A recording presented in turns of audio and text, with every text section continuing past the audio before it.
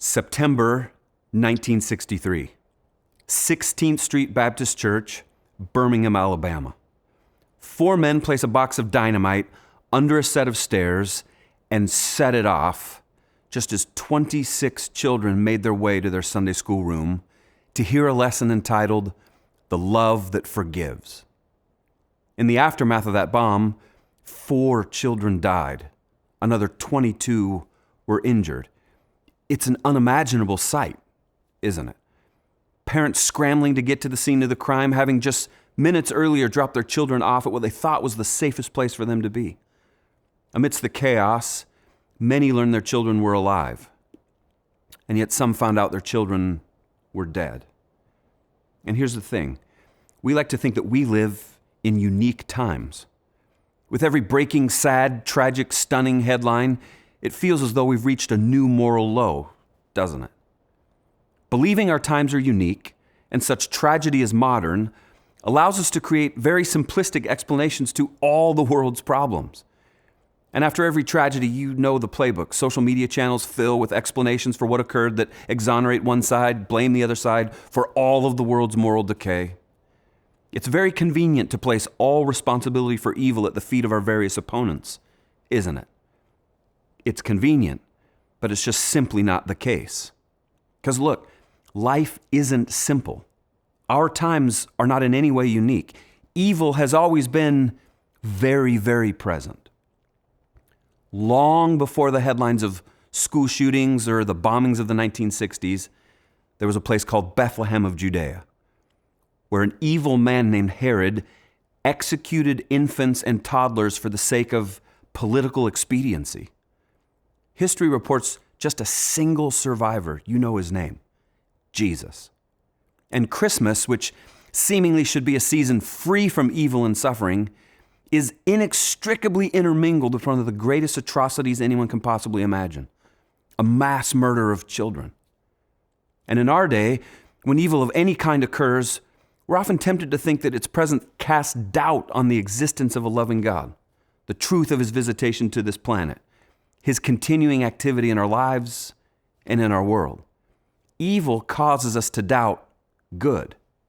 Yet, truth be told, the presence of evil does not disprove God.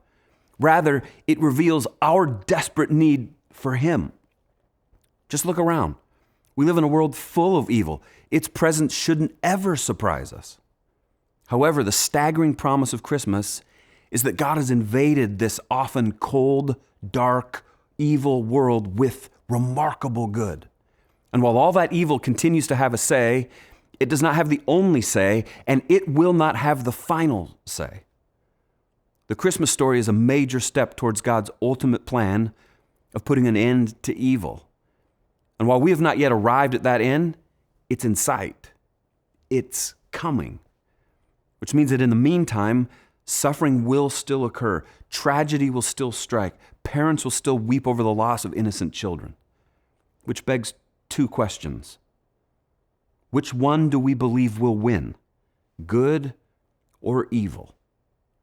Evil makes a very strong case, doesn't it? Yet good cannot be denied. And while evil shouts, good whispers. And we're left to choose which voice we will believe. Second question. Which way will we choose to act? Good or evil? It's really logical to respond to evil with evil. Yet the Christmas story does just the opposite, doesn't it? God models for us how exactly we're to respond, but leaves us to choose. Survivors have a unique voice in response to tragedy. While we all have opinions, someone who has lived through an event has way more authority with the words they say. The words of Jesus himself, they're like doubly unique. Not only was he the single survivor of a mass murder, but in addition, he ultimately was the innocent victim of a brutal government. It gives a very unique perspective to his words, doesn't it?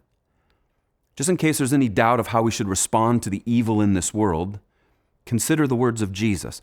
What he spoke so many years ago have even more meaning to us today, instructive to us. You have heard it said, "You shall love your neighbor and hate your enemy. But I say to you, love your enemies and pray for those who persecute you, so that you may be sons of your Father who is in heaven. For he makes his sun rise on the evil and the good, and sends rain on the just and the unjust.